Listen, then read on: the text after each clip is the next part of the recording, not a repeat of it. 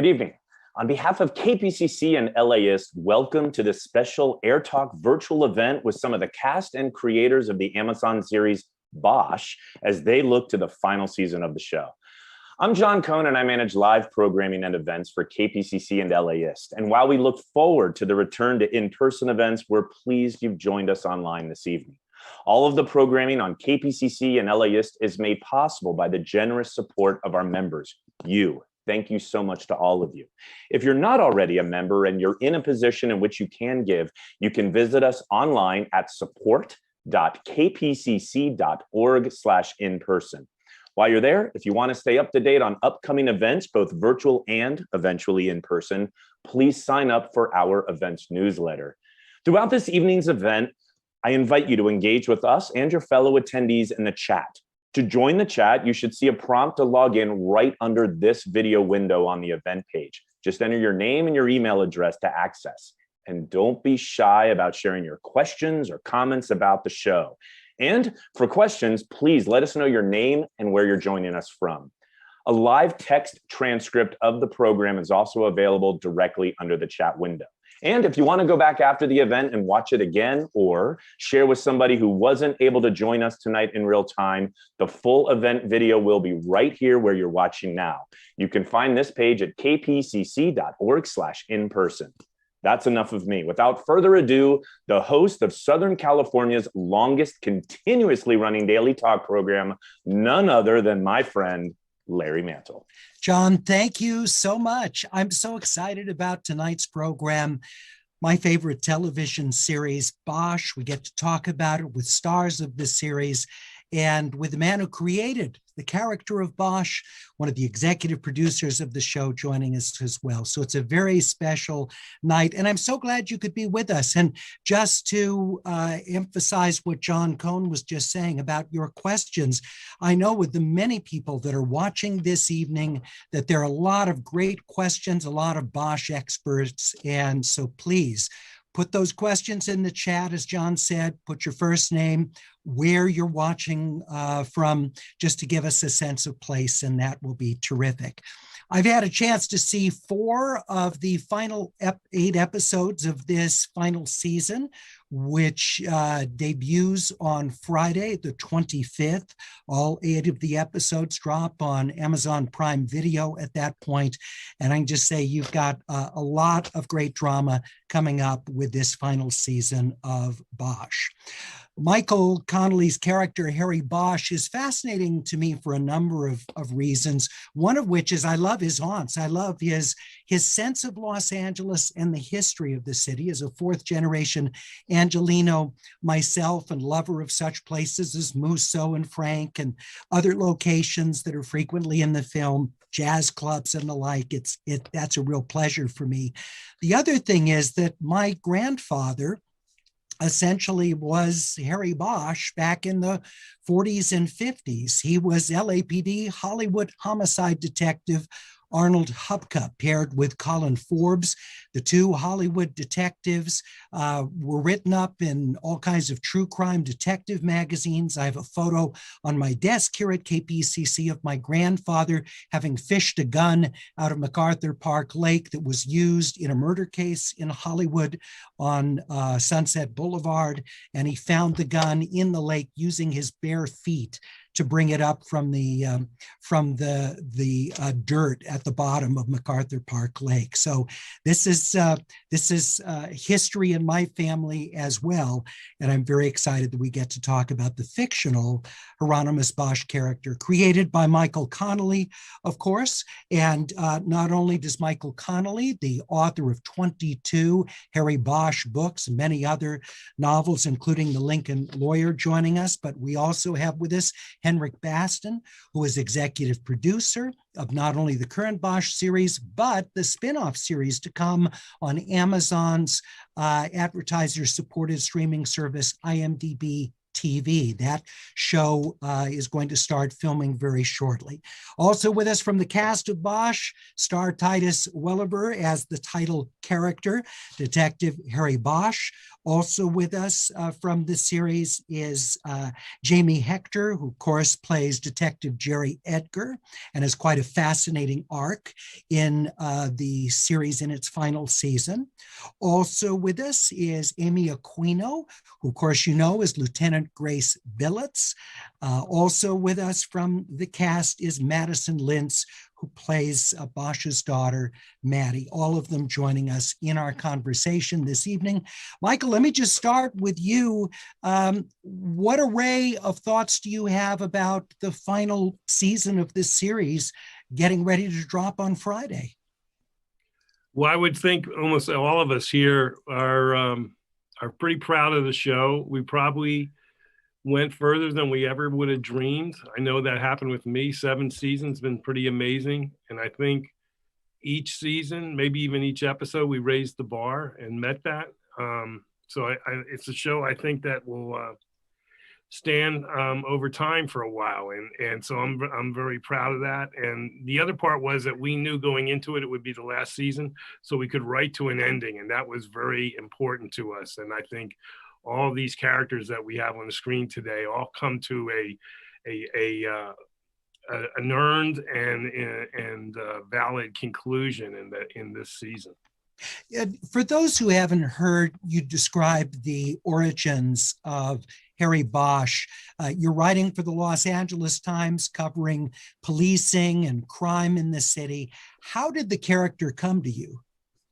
Well, he came from many directions, I guess you'd say. I mean, I came to Los Angeles as a reporter, but my secret ambition was to write crime novels. That was my goal from when I was pretty young, and this is the place to be. So I came and I observed. I did a lot of observations that had nothing to do with newspaper stories. You know, I was observing character and little things detectives do, and I was kind of like putting all that in my back pocket to the point when I thought I was ready to try writing novels. And so Harry Bosch came out of a lot of real detectives, and then of course a lot of the literary influences I had, most notably Raymond Chandler. And the character, I know you've said he's not you really, but he does love jazz, which I know you do, and he has a great sense of place of Los Angeles. So is that sort of where it ends in terms of you, or how much affinity do you have to this character personally? Well, I have a lot now. I mean, starting out, I didn't know if I'd get published, so I wanted to make it an interesting period of time for writing. So I decided I'll write about someone completely different from me. But I got lucky, I got published, and then more books were published, and it's hard to keep that separation. And so now I think we are very interlocked, the character and me, most notably through the daughter, Maddie, in the books and in the TV show, Madison Lintz on the show, and Titus. I mean, that to me is possibly the heart of the show. And I know in the latter books I've written, it's definitely the heart of the books. It's that relationship and how they each separately view this great city of ours. Describe for us, Michael, the casting process, because obviously as important as the entire cast is, each of them have such vital roles. Your title character is key. So what was the process for casting Titus? Well, the books, he's very internal. You know what's going on inside his head. You're riding inside it, behind Harry Bosch's eyes, and that's a big transition to make to television, you know, where you can't have that dimension. And so Eric Overmeyer, our longtime showrunner, said, you know, obviously a lead is always the most important thing, but it's really, we're doubling down this time because we have to find someone who can express the internal workings of this complicated guy, Harry Bosch. And, you know, so we talked to a lot of people, but from early on, we saw Titus Welliver as a guy that could do this. There was something behind his eyes that reminded me a lot of Harry Bosch. And he was not available. He was making a movie in China, and it took a while for us to get him back. So we talked to a lot of actors, and then finally Titus came back from China and came in and talked to us, and then we sent somebody out to the parking lot to make sure he didn't get away because like on the spot, we knew he was the guy. Titus, what does the character mean to you? 7 seasons of doing this character, and you'll continue with the spin-off IMDb series. I think you're muted, Titus. You just unmute.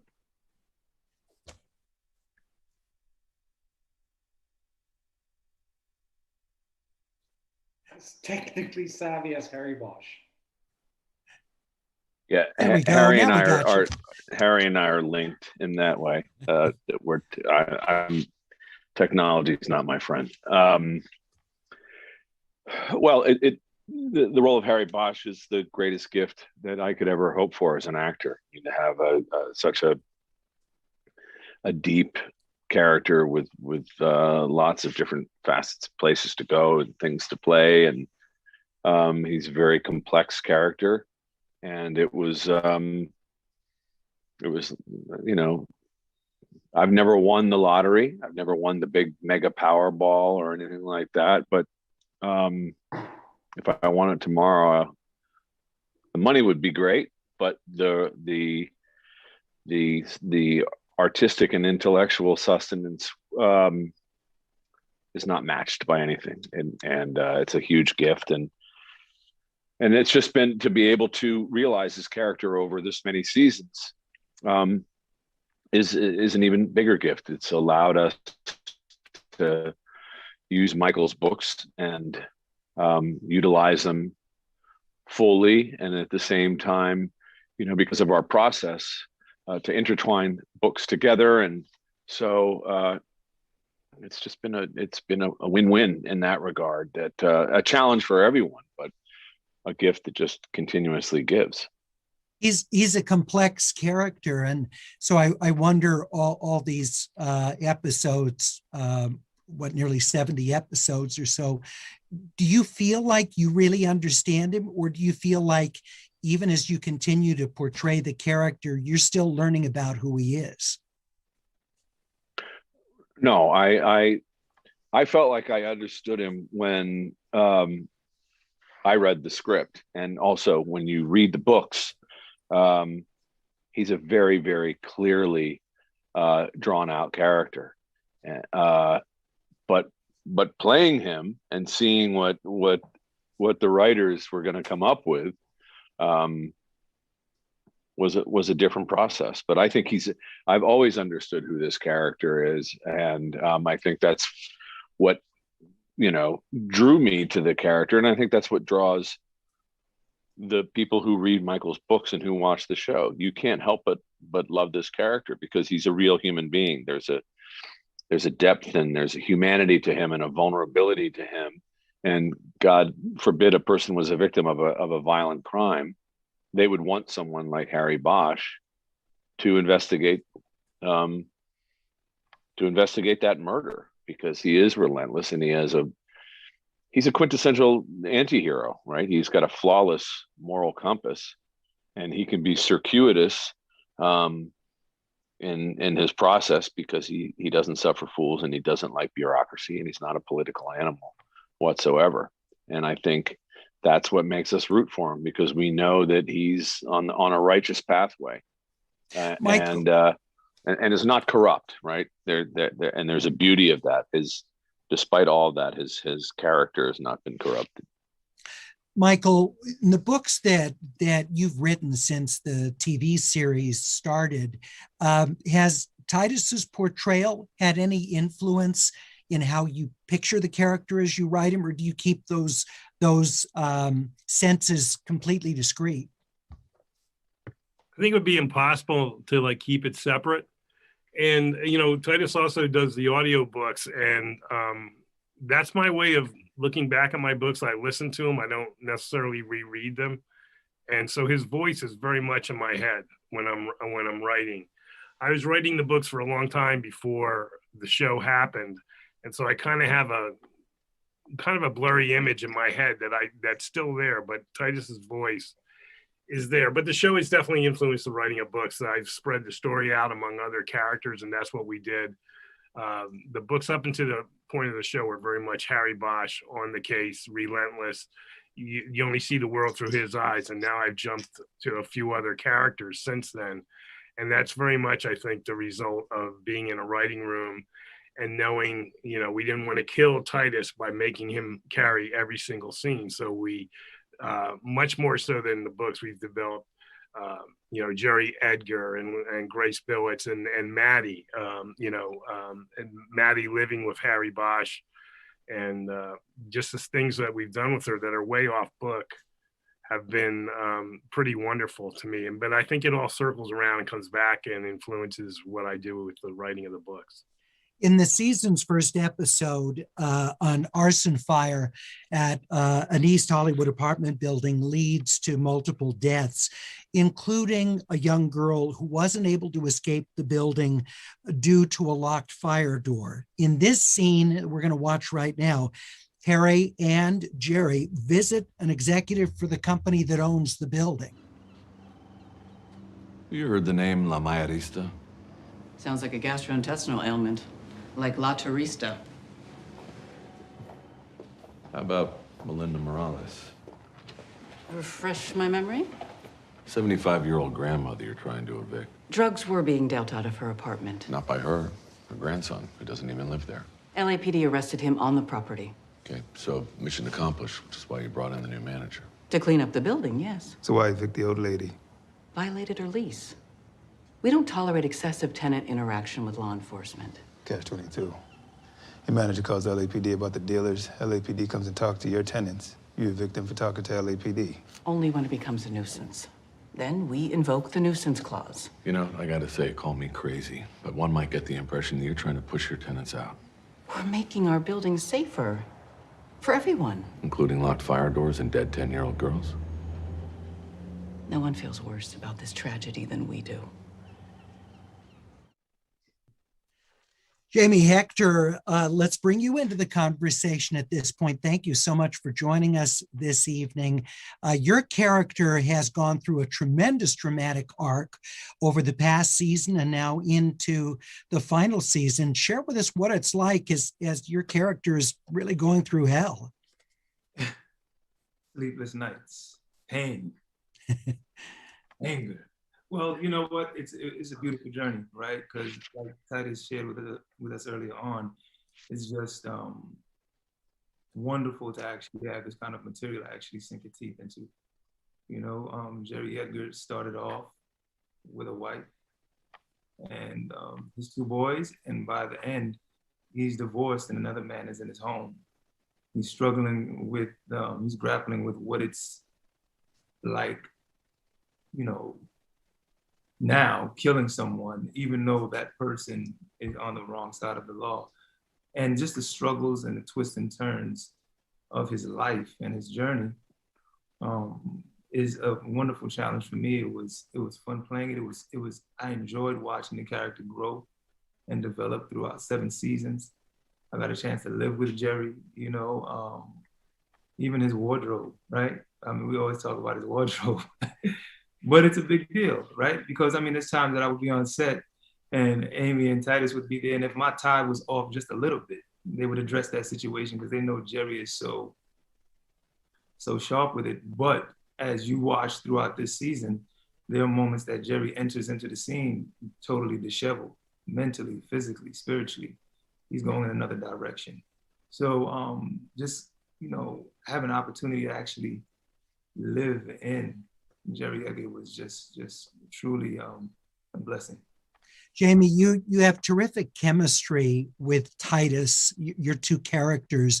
And I was wondering if that's something that was there pretty early on as you were rehearsing and getting start for the first season of the series, or that's something that took a little bit of work to react to each other? No, it didn't take it didn't take time at all. Actually, let me see, the first time we connected was at the table read.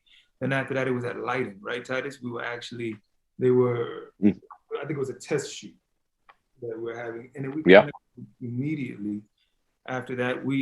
And again, right, down to the casting and down to props to everyone that actually put the content together. The actors that they bring together actually, thank God, are professionals and we know how to work well with each other and we're not enemies. Truly though, Titus and I hate each other. I You knew that was disguise it coming.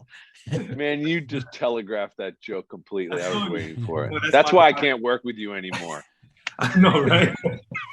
No, but that's my guy though. Listen, from the beginning, it was like chemistry immediately. We're two New York guys, so immediately all of our cultural references, et cetera, were almost identical. And we also have a million mutual friends. Mm-hmm. So, and we were aware of each other beforehand, but it was one of those things where we came into the table read. We had no time. We didn't get to ride around in a car or have a meal. But I mean, I'll speak for myself, but instinctively, we liked each other and we understood each other because we come from the same city, you know, back east. So there was, and I think honestly, we were both just so thrilled to be a part of this project. Mm-hmm. And we knew that we were in the presence of something that was, you know, different and significant and important. And we were just kind of thrilled. Absolutely. Michael was talking about how central Maddie is to the whole television series and how that character has been expanded larger. I think it's just one of the most effective parts of this series. You know, young women and young men they're written as types often instead of as complex, fully fleshed characters. And that is not the case with Madison Lintz's portrayal of Maddie Bosch. Let's look at this example in which she and her father shared this scene prior to a funeral. You look nice. Thanks. So do you. It's a good suit on you. Worn it way too many times. It's a beautiful day. January in L.A. Can't beat it. Should be raining. Cold. Wet. Miserable. California funerals. Ought to be raining. You okay? Let's go.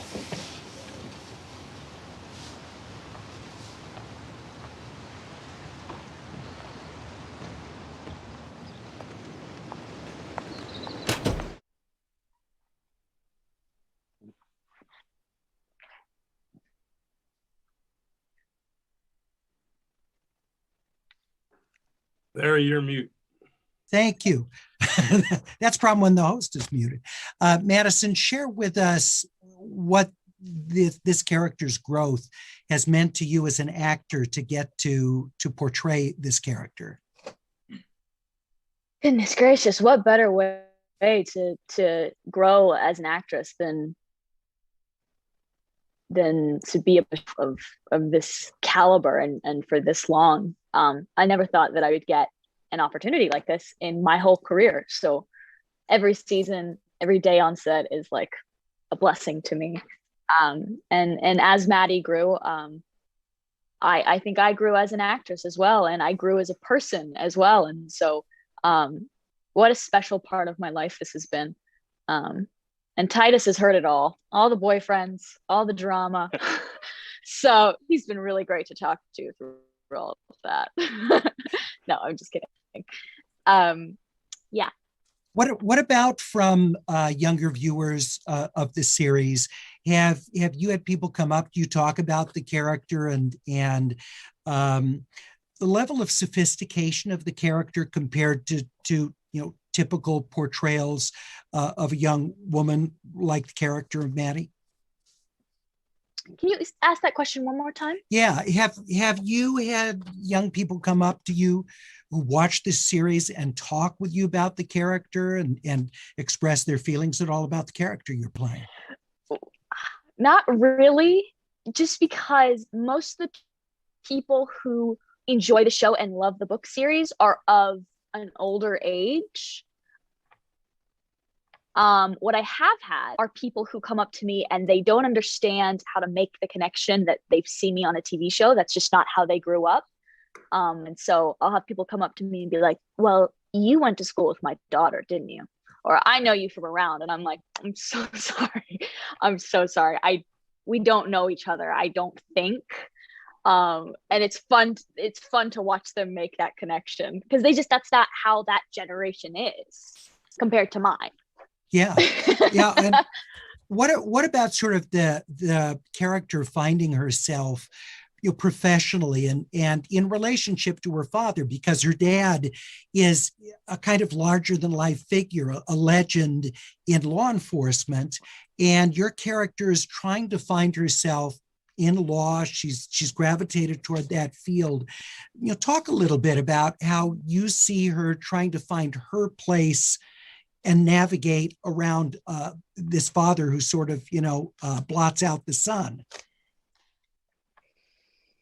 Well, I think one of my favorite aspects of the series is obviously Bosh and Maddie's relationship. And it definitely started out at first as a little bit of like conflict there between the two of them. There was a lot that they didn't understand about each other. And one of my favorite things about Maddie is, as she's gotten older, she recognizes more in her father because she recognizes it in herself.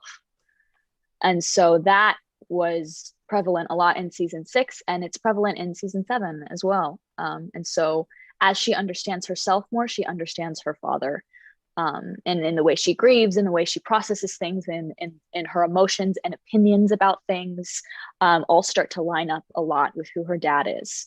And I think that's really cool, and it's a testament to the writing. So very, very blessed to be able to portray that. Titus, do you have any thoughts on the father-daughter relationship, the characters? Well, interestingly enough, it kind of blossomed into something that was, by design. I don't want to say it was a happy accident, but an interesting way to sort of look at it is that as a tool, that relationship, you have two people that don't really know each other. And the thing about Harry is, if you go at him one-on-one, then it could go either way. But the relationship and having his child in his life made Harry more vulnerable, because now there's a way, and Mike said this to me, and I always felt like it was such a treasure chest Harry could be gotten to. And when you take a guy with Harry's skill set and you put him in a corner and you try to exploit someone that he loves in the way that he loves his daughter, it makes him vulnerable, but it also makes him deeply dangerous and very formidable. And so there's that aspect of it. And then you also have the kind of, because Harry doesn't really necessarily evolve. And, he's still the same guy, but he has evolved in his relationship with his daughter. They've both evolved. And so that, for Madison and I to be able to have those opportunities to play those scenes of growth, for lack of a better word, together, has been not only invaluable to us as actors, but I think very central to the show. And it resonates as being a very, very real relationship. It's not, it's not Robert Young. Nobody's going to know. I mean, there's maybe 3 of us or 4 of us here that remember who Robert Young was. Yeah. But it's not Robert Young and Donna Reed. It's a very, very complex relationship, and they're two people that are so very alike that at times they polarize each other. And what we've been able to in 7 years move them past that polarization and love each other properly, because that's what they're both looking for, despite themselves, and they're survivors. And I think that's where we find them in this final season of the show. We see two people that are reliant but are also resilient.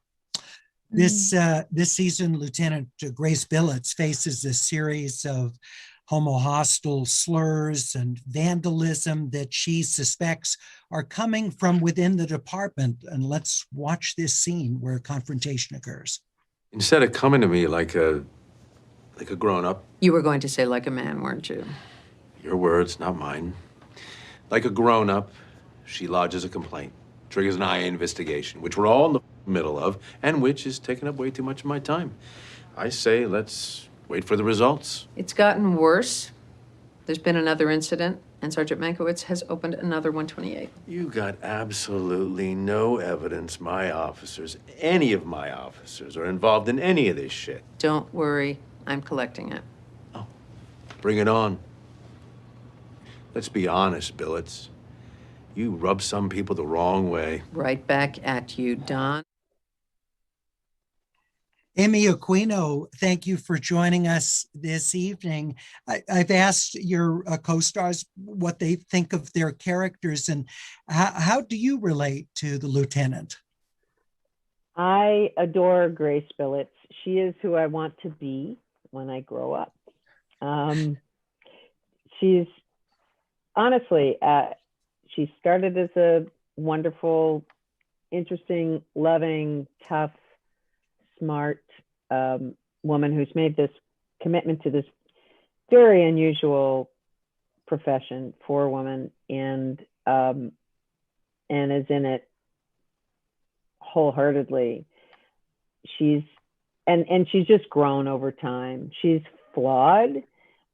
It's really what drew me to her, is how complicated she is. She hasn't really figured out her romantic life.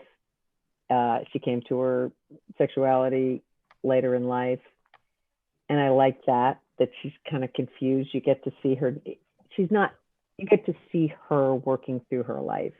She's not your stereotypical, the boss of the guy who goes off the rails, and it's, God damn it, Bosh, if you don't. She wasn't that at all from the beginning. She was his friend. She came up through the ranks with him. She had a daughter the same age as his. She's wonderful and complicated, and I'm going to miss her. I bet. One of the things I love is that she's very strong, and you see that kind of experienced skepticism, but she's not cynical despite everything that's going on around her. And I think that there's almost a kind of an earnestness that comes through her. And I really like that about the character. Do you see her similarly? I hadn't thought of it that way, but it's extremely apt what you're describing. She is very genuine. She genuinely wants to protect and serve her community, and she wants to protect her people, her assholes. We can say that here, right? It was in the show. She loves the people she works with. She respects them, and she loves them, and in a very almost maternal way. And I think she also sees very clearly she came to law enforcement for the right reasons, and she wants to fulfill that. And I've met a lot of women who work in law enforcement through the show. I knew some before, and my goal in the show has been to do them proud and to make sure that they feel well represented by what I'm putting out there. Yeah, and elaborate on that a little bit, what response you've gotten from friends you have in law enforcement, but maybe even other women in law enforcement. Have you had contact with folks responding to the role? I have. The greatest compliment I've gotten, and I feel so lucky I've gotten it a number of times from the officers that we've hired for security on the set, if we're working on location, and from the Hollywood division, which happens to be my division. I live 2 blocks away. So like when Amy Aquino picks up the phone, Grace Billets answers it, to dial 911. It's weird. I actually have had a long history with the Hollywood division here, and done volunteer work, etc. But the great compliment that I can get is, oh my God, LT, you are the LT that we wish we had. you're the guy. And it's like, oh, yay, thank you, thank you, thank you. So That must clearly they make- haven't. Must make you feel great. You mentioned you live in Hollywood, close to the station, and you're involved in a lot of different community things. I know in the arts and other things. You're very much of Los Angeles now. And so I wonder about the series and the fact that it is so LA. Does that give you additional pleasure? Absolutely, because it's the LA that I've gotten to know. And you nary a palm tree, basically. Palm trees are not native. So when other shows do LA, it's it's Sunset Boulevard with it's the Beverly Hills Hotel. When we do LA, it's Echo Park, it's Highland Park, it's these funny, crazy, and frankly, a lot of the books take place right around Sierra Bonita is a block away from where I am. And when I was first started reading the books, when I was first cast, it was like, oh my God, one of the props lives on Sierra Bonita. It lives like a block away. Not anymore so much. I love it. I recommend it to people. It's part of the reason I recommend the show to people. It's like LA is one of the lead characters on our show. And it's not the LA that you see in the guidebooks. It's the LA that Angelenos actually see and that I live in. Yeah. And for those of us that cover Los Angeles, I just love all the political aspects to it and the conflicts. And I can't tell you how many public officials I've talked to often and I said, you watch Bosch? And so many watch it and say, well, it's compressed, of course. Things happen much more quickly in the series, but so much of it is the real kind of conflict and petty kinds of things that go on, of course, in all aspects of institutional Los Angeles. It's human nature at play, definitely. Henrik, I want to ask you a little bit about the challenge of filming. I know that the series, the final season came out a little bit later than earlier seasons of the series. So what effect did COVID have on the production? Well, I think it affected us in the production as it affected rest of the world in America. It was for a long time what is going on? How will it stop? Will it start? We were in uncertainty for a long time. We were lucky enough that we usually start our production late July. And so we had a writer's room up and running. We kind of started the writer's room around this officially became a pandemic last year. So we had some time. There were colleagues of ours that got shut down in the middle of filming. And of course, we hadn't started filming. So once it had settled into the weird rhythm that became all of our lives, we made a decision that in September, we are going to start production and we're going to play it on a week-by-week basis. And, I think no one except maybe some people working inside of hospital have done more PCR tests than this group sitting in front of you. We, 5 times a week, we got those, which we affectionately called brain scrapers. And we had very rigid protocols with face masks that took some of the joy out of it on a very personal level. It's not, I love as a producer, I have the luxury of being able to go to set and give these guys a hug and, hang out and eat a donut and drink coffee. That, of course, didn't look like that this year. But at the same time, probably one of my prouder moments as a professional that we pulled this off and we did it safely. We didn't have anyone that got sick. We had some fantastic people working to keep us and the crew and the production safe. And I think you have seen for episodes, Larry, I think in nowhere can you feel, oh, this is the COVID version of Bosch, like they scaled down, we only started one. And that was the big discussion we had before we started this.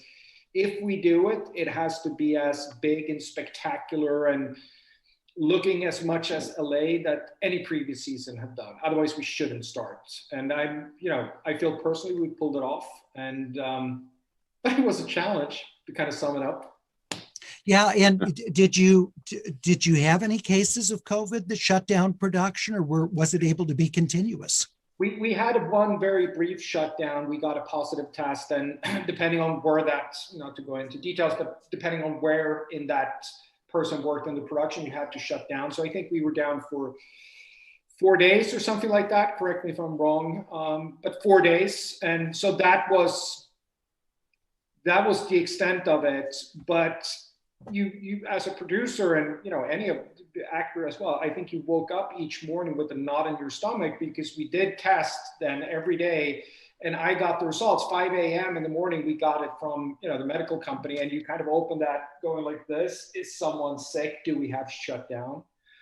But again, people took this very seriously. It's I'm proud to be a part of a profession of people, cast and crew, that just rallied together and realized also what we were given an exception of considered essential workers. We could work, well, so many couldn't. So we took that very seriously to keep going on a very safe.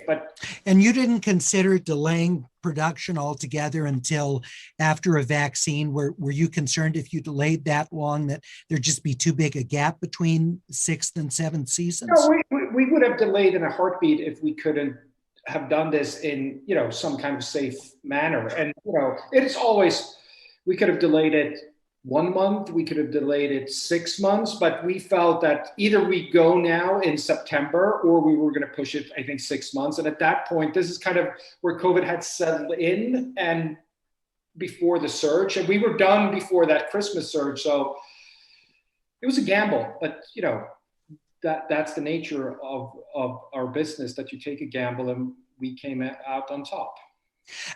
Henrik, before I go to audience questions, I want to ask you about the series and what it means for Amazon, because it's got a very loyal viewership. Amazon doesn't release numbers, so we don't necessarily know how many Prime Video viewers stream the series. But what's the best of your understanding as to the size of the audience for the program? Well, I think that the best answer to that is I don't know numbers. Amazon doesn't, give us exact numbers as Nielsen or something like that. But I think we've done 7 seasons, and we have always been given all the resources that we have asked for, and we couldn't, they've been a great partner. So I think it is fairly, it's a good guess that we have been successful. And I know we have, because all the management team over at Amazon has been so complimentary after each season, and again supported us. I would think that if you would compare this to, I think it's a very successful in terms of number big cable show, like the equivalent at the HBO or the FX. That would be That would be my guess. And I think it has grown exponentially over the last couple of years. It takes time for the audience, but then it just ballooned. And what we do know for a fact is that over the pandemic, it found hundreds of thousands of new viewers, because makes sense. People are home; they could see it.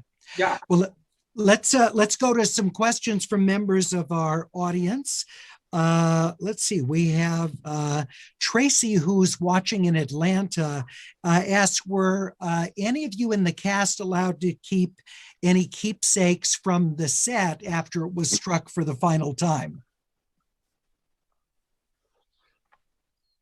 No? Yes. Yeah, Yes. Titus, what did you keep? Michael gave me the homicide sign, which is actually the original sign from the Hollywood table, which is our day begins when your day ends. Yeah. And that's that's something that will hang in my house until I go down for the dirt nap, and then I'll pass that on to the next generation. And I value that. I think everybody either was gifted something or lifted something, because it was we certainly realized at that point that was going to be adios to the bullpen. And after spending 7 years there were bits and pieces there that are of things that you didn't want to let go. So we were all Yeah. And the the detectives room is that at Red Studios in Hollywood? Is that where that was set up? Yeah. We have a Yes. one-to-one. Yes. And it's a duplication of the real room? One-to-one duplication of the entire first floor of the Hollywood division, the real Hollywood division. When we got to go ahead, we filmed the pilot. We were able to use the real place. Then Amazon said, well, let's go on the series, and we didn't want to have to refilm. So we had to make it an exact match. And our Chester Kaczynski and his crew, he's our production designer, went in there and took 2,000 pictures of the real police station and then recreated it. It's pretty amazing. All right. Anybody else have something kept as a keepsake from the set? What are you, Amy? What are you holding up there? Well, I mean, our production designers were unbelievable. Every cubby in that bullpen had a personality, and there was, even though we rarely had people sitting there, certainly not, we had the regulars that were developed, the 6 of them, but other than that, it would just be different people rotating in and out. But each cubby was designed with a personality, and there was one that loved dogs, as I do. And they allowed me to take these bookends with me. And that's great. I love them. They're featured right here. I got some of the plaques that Grace had earned. And I got permission, just so everybody knows. Okay, all right. Totally no theft from the set. Jamie, this is for you. Annie in Riverside says, I think Jamie was amazing in Bosch, and as amazing in Bosch as he was in The Wire. How different were the challenges in playing such a different character? Difference in the challenges in playing such a different character. It was, the approach and the research that goes into all the characters that we play are always different, even though you bring a little bit of yourself. But with Bosch, for example, we really had an opportunity to shadow and work with Tim Marsha and Mitzi Roberts, which allowed me to go on a ride along with them throughout the entire LA, go into a simulator room, learn what it's like to actually pull out a firearm and interact, or fire or not a real one. I mean, in the simulator room, right? But just researching and having an opportunity to learn about how a detective operates, how they think, how they move, how they approach the work. Tim taught me some wonderful techniques on even when I myself, as Jamie Hector, are moving throughout the streets of LA or New York or wherever I am, in order to spot certain things that may be out of order. And then as far as The Wire, it was different also. There was a few people that I shadowed that were maybe on the other side of the law, right? And they operated just a little bit differently. Well, maybe a lot differently, right? And and so the approach and just building these beautifully complex, dynamic characters were just, it wasn't that it was challenging, it was fun, because I'm still having fun doing this. I enjoyed it, and it was just the approach and just diving into 2 different characters. So the challenge was just living it out, man, and having fun. Darlene in South Los Angeles asks, how did you ensure that the inner workings of politics in LA were accurately portrayed? Michael, do you want to start on that one? Well, that was for me. I was like, hold on. No, well, it kind of plays out in your programs, the local media. I mean, it's out there, and it's kind of like, I think a lot of shows, they have a choice. Do you want this to be the real LA? And it starts with places like you mentioned, Musso and Frank's. But if you're going to have Pink's Hot Dogs and Musso and Frank's and Taylor's and all that kind of stuff, you got to add the real politics and the real pressures. And so that was our goal. I mean, maybe it filtered down from me because I'm a former journalist. But I just thought that we, from the very beginning, had this opportunity. And this goes before we even, this is like Henrik and me. We were the ones who started this, and then we kept adding people to it. But from the beginning, Henrik, who came here from Sweden, is fascinated by all things Los Angeles. And so he said, let's do an anthropological dig on this city and cover everything and make it as accurate as we can. And then we just started circling us with other people that were interested in the same thing. I also love how you capture this multiracial Los Angeles where there are actual issues of race, but sort of presentational issues of race also. And you're able to get into both of those, sort of how the cosmetics of it plays out in a political standpoint, but then how very real racial tensions are a part of the city both. And that's a very complex thing to do, Michael. It is, and you have to be careful. And also, we're making a show that you won't see for 9 months. And in this case, it was 10 or 11 months. And so you have to be careful that you don't jump onto something and then it's different by the time the show comes out. And so on this season, we had questions. Do we include the pandemic? Because we were writing the show at the start of the pandemic. But as Henrik said, we didn't know where this was going. We didn't know whether there would be a vaccine or when it would come. And it's kind of like, we don't want to put a show out in the end of June of 2021 that is either obsolete or completely wrong. And the same thing would go with the George Floyd situation. We were about to start filming when that happened, and we didn't know what was going to happen. So you have to be very subtle about it, but you have to feel a duty to it. If we're going to express what Los Angeles is like, then we have to get a lot of this stuff right, and we have to, and it has to come from all quarters. We have to include everything that's out there in the city. Speaking of the murder of George Floyd, there were a number of pieces that were written, including in the Los Angeles Times, in the wake of that police shows were essentially a problem, that the way law enforcement was depicted on screen glorified police work and police officers. And I was wondering, in reading and seeing commentary like that, Michael, how you responded to it. I responded to it with a good conscience, to tell you the truth, because I think you got to look at it as a show by show thing. And I think we're an accurate show. I mean, I think we've covered these things. And to me, we're not glorifying police work. We're showing the struggles of some people that have the right moral compass going for them, but that's not enough. There's a lot of obstacles in a big city like this that get in your way. And we've shown good cops, we've shown bad cops. I think we've kind of shown it from all angles. And so, as I said at the top of the show, I'm very proud of this show. And it's not just because we lasted 7 years, it's because we have not been afraid to cover that. I remember one of the scenes I'll remember the most was when we were filming and we had a Black Lives Matter demonstration, and the real Black Lives Matter demonstrators were over at City Hall, and they saw us at the police station, and they came over because they thought that they were all part of the same thing.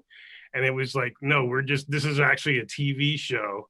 But we're expressing some of the sentiments of your group, and so we had to ask them to kind of stay off camera. Fascinating. We have another question from Valerie in Sydney, Australia, who asks, "What about Bosch fundraisers? Is that something that you're going to continue to do with the character?" Michael? Yeah, Michael, I'm not sure what that means. I mean, we've done I don't know. things. I've done a few things that help community efforts and same kind of stuff that Amy Aquino does. And I think that will continue. I don't know why it wouldn't. And, we've gotten a lot of help on this show from the community, not just the police, but almost everywhere we want to go to film, we've had people that want to help us. They know what we're trying to do, deliver the real LA to the world. And so we like to try to give back when we can. And we've done it every year, so I don't know why that would stop. We've had several questions from people wanting to know about Juan, who does the shoe shines at the station. Is he from the Real Hollywood division? People have asked her. Who is he? Well, he's an actor. He's an actor. They have a real shoe shine at the police station. So that was, again, recreating the real station. And I don't want to say more because I think there's a little surprise about him. A little interaction between him and Lieutenant Billets in the last episode. Oh, okay. The last episode's going to wrap up all kinds of stuff. And we actually have a little moment with Juan that I think people will like. PJ is, I'm sorry, was someone going to? Yeah, I was just going to add, he actually wrote a backstory. He is a fabulous guy. Oh, wow. We got to know him, and he gave me a copy, and Michael, I got to send it to you. He wrote this massive, really complex backstory for Juan, who's actually had been involved with the drug cartel in Latin America and then escapes to Los Angeles because he's trying to protect his family, and so he becomes a shoe shine guy, but then he is pursued still by the drug cartel in South America. So I'll send it on to you. Right. It may be the next series. Right. That's funny. Let's see. We have PJ who says, given all the LA location work, how much of the script is driven by location availability? Or do you often end up having to change locations in the script just because a place isn't as accessible to you? I think Michael's already said this, we've been so lucky that the community of Los Angeles City, both private and public, has really embraced the show and wanted to showcase. So the writers, I hope you agree with me, Michael, that we have given, as producers, the writers freedom to write for what you want in, and we will solve it. And I think with very few exceptions, we've been able to swing. Even the weirdest that we actually shot inside of the real Los Angeles morgue, which was a very different experience for all of us. But that's the level of both authenticity to portray a real LA, but also the access and the courtesy that institutions and places have shown the show. So I think we tried this in the beginning.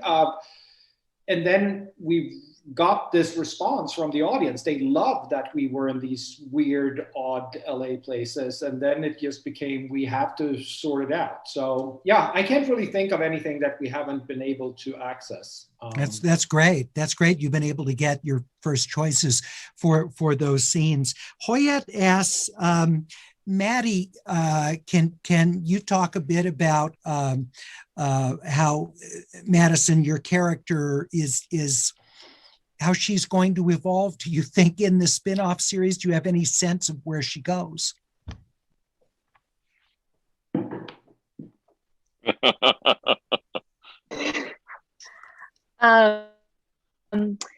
Maddie actually starts to pursue a career in pole dancing. She becomes I have a hard time stripper, picturing that. and that's sort of a huge part of the new series. Is it's a musical featuring all of Maddie's routines.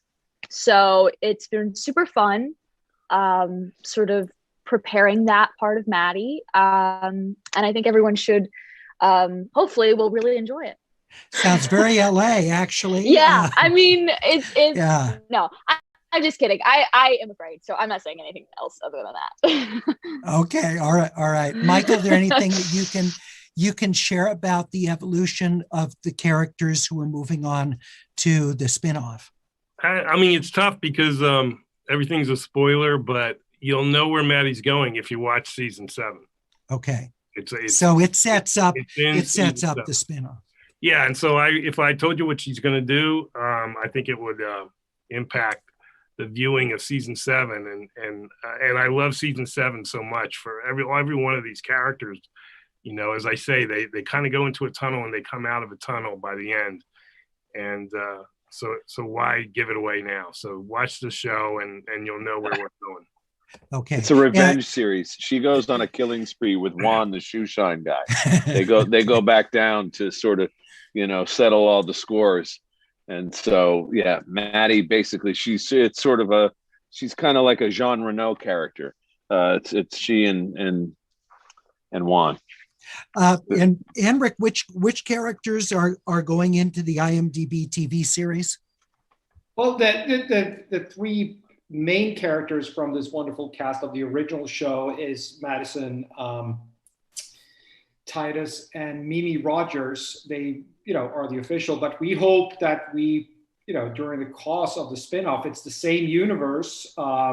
So I hope that we have the chance to see many of the old favorites, looking at certain people here, come back and visit that universe. But the three main characters that kind of goes from the mothership is Harry Bosch, Maddie, and Money Chandler. Mary asks, says, I love how many locations your show has that have never been shown on television, but she wants to know where Bosch's house is. Henrik, where is that location? It is in the Hollywood Hills, above the Sunset Strip, just above, if you're standing on La Cienega looking north and follow, there is a power line. You can see it just where the power lines end. That's I won't disclose the address because the owner has been so nice to us and he doesn't want people to up, but that's how you'll find it.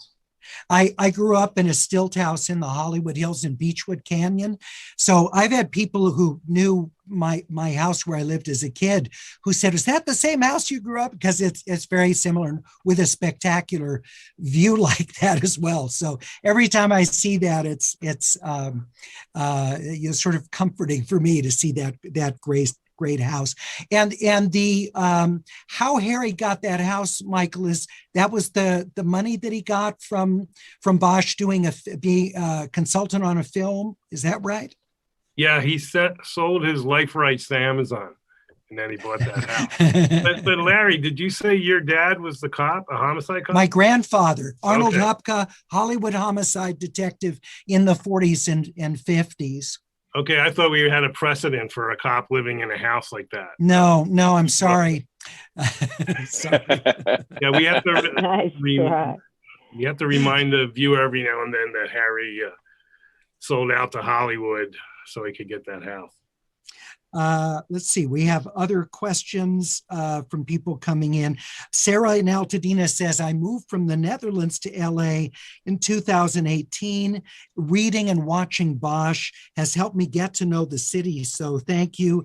And she asks, I was wondering if this final season is based on one or more particular books. Michael? Yeah, it's pretty much based on The Burning Room, which is based on a true crime. You mentioned the fire in the apartment house. In the early 1990s, they had the Burlington fire where a lot of children were killed by smoke inhalation. And that was the starting point of the book. And then, and it was chosen with a lot of thought because we wanted this to be a very emotional we knew it was going to be the last season. We wanted to, Harry Bosch has been saying this thing, everybody counts or nobody counts, for 6 seasons. So in 7, we wanted to really put that to the test and see how he would react in a case where he has to make that decision and whether he can do it within the rules and within the LAPD.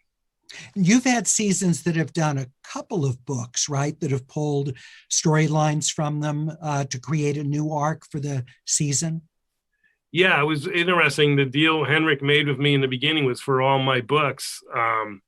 And so from the very beginning, it was almost like he'd dump a bunch of books on the writing room table and say, take what you need. We're going to pick 1 or 2 books as main arcs through the season, but if you read these books or something that you like, bring it in because there's no issues there. And we want to every season be the best thing we can come up with at that time.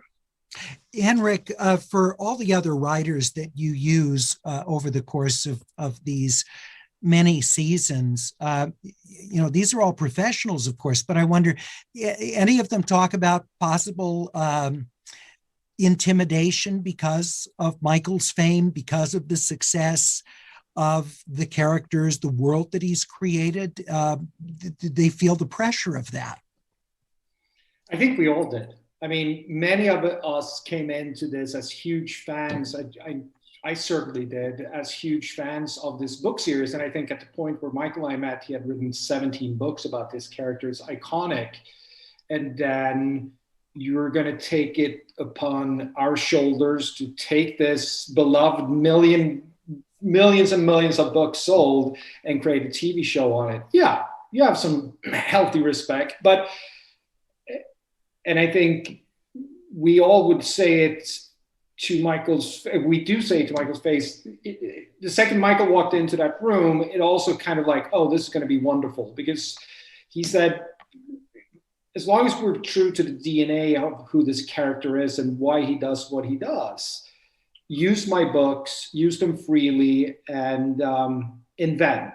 And I think it, took a while to get to that point, but I think we did something brilliant. We created a parallel universe to the book universe, where we, took some things from Michael books and evolved some characters. If you look at J. Edgar's character, it's very different from the books. The relationship that Harry and he has, Lance Reddick's character, Irving, is we took it and evolved it, and all with Michael's endorsement and blessings. But it took a hot minute before we, realized that, oh, Michael wants us to do this. But we couldn't have asked for a better partner. So I think that's what all the writers would have said. John in Los Angeles has a question for you, Titus. Says, as we finish off this series, what is it you hope that those of us who've come to know or to feel some kinship with Harry sort of have a sense of the meaning of the character as he reaches this point at the end of this season? I'm sorry, you'll have to rephrase that. I didn't quite understand. I'm doing my best to sort of characterize what he's asking, but he's what is the takeaway of the character? I think he's asking sort of what his arc has been over these seasons. Well, I think that, as I said, he's not a character who's necessarily evolved in the sort of the broader strokes. Yeah, but he has evolved in ways that, as I had said before, and through his relationship with Maddie. And I think that that part of the journey has been rewarding, not only obviously for Madison and I, and for the writers to sort of put that out there, but I think also for the audience to sort of live with these characters and to live with Harry in real time, which is what I think we've always tried to do, is to give the audience the experience of the working of the case, and how it lands on Harry, how it feels to him. And I think probably more so than any other season, we see this case from the burning room land on Harry in a way that it bends him, it warps him, it contorts him in a way that he can't move back into his original shape. And I think it's been extremely well realized on every level, and the writing and the directing and the producing, that we've come to this place. What we do find is that we have this tremendous gift and or luxury that there is, as Harry says, there's no such thing as closure. And there really isn't closure at the end of season 7, but a glimpse into what shall be. And in that part of it, there is an evolution that I think is very, very visual and leaves a good taste in the people who've so given of their time to watch our show and to read Michael's books. I think the reward is there when it comes. And I can speak. I know because they were there for Mike and for Henrik that when we shot a certain scene, there was an excitement, there was a sense of melancholy, and just a myriad of emotions.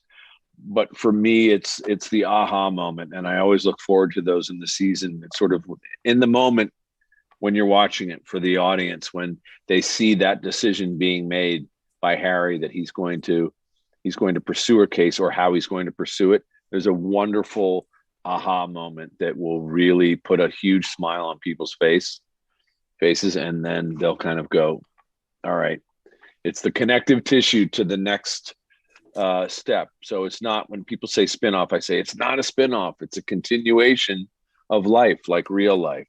So that's a long-winded answer to a question. We've had a number of people, by the way, asking for a new series with Lieutenant Billets and Creighton Barrel. So that's another option for developing a series. Here's the final clip we're going to show, and it's just Mayor Lopez who's being driven to an appointment. Jen, guess what? No grand jury. FBI is closing the case. Sergeant, turn on KPCC. Yes, ma'am. Prominent civil rights attorney and perennial thorn in the side of the city and county of Los Angeles, racking up millions in settlements, is in critical condition. Her clients have run the gamut from the so-called Black Widow, Veronica Allen, to LAPD detective Harry Bosch, to millionaire con artist Vincent Franzen. So that was a favorite scene of mine this season. So Michael and Henrik, thank you so much, and Eric as well, for asking me to do that. That was great fun. I recorded that right in this studio, as a matter of fact. So thanks for doing it. That's the accuracy of LA that we're talking about. 100%. Yeah, and I know you used Vin Scully. I think it was in the first season, didn't you? Yeah. Yeah. The show opened with him doing a play-by-play, and MLB wouldn't let us do it, so I recorded that. He wrote it himself. He wrote a script. I recorded it on an iPhone, so that's when I became a producer. That's great to produce Vin Scully. That's quite an honor. Hey, thank you all so much. It's been a wonderful evening. Appreciate your taking all this time. As a fan of the series, and speaking for all those watching who are fans, thank you for the wonderful work that you've done. It's clear the respect you have for each other creatively and for the characters that you portrayed. And thank you for giving that to us as viewers and lovers of the series. We appreciate it. Thank you. Thank you. Thanks so much for having us. Thank you. And thank you all for joining us. Thank you for joining us for this special KPCC in-person event. As always, we appreciate your generous support of KPCC, some of which goes into funding these very special programs that we have for you right here. So thank you again for joining us. Share with your friends, because this program will be available for people to see. So if you know other fans of Bosch, please let them know that it's available. Just visit kpcc.org/in-person. And from all of us at KPCC, have a terrific evening.